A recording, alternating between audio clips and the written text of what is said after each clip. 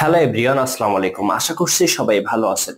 দর্শক শ্রোতা, গাজীপুরে ইউনিয়ন ছাত্র দলের সভাপতির হাতে হেনস্থার শিকার হয়েছে এক স্কুল ছাত্রী। স্কুল ছাত্রীর অপরাধ ছিল তার প্রেমের প্রস্তাবে রাজি না হওয়া।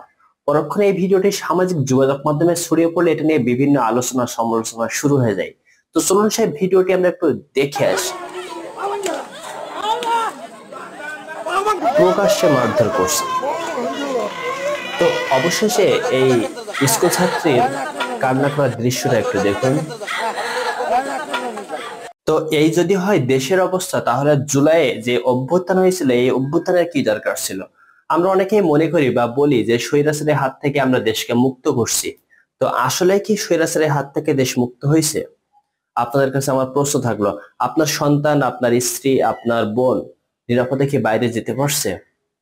আর যদি নিরাপদে বাইরে যেতে না পারে, তাহলে এই সরকার, এই পুলিশকে আরো বেশি জরুরি পদক্ষেপ নিতে হবে। একমাত্র পুলিশই দেশকে নিরাপদে রাখতে পারে।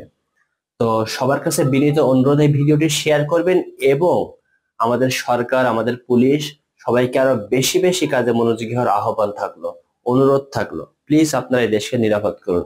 সবাই ভালো থাকবেন, সুস্থ থাকবেন। দেখা হচ্ছে পরবর্তী ভিডিওতে। আল্লাহ হাফেজ।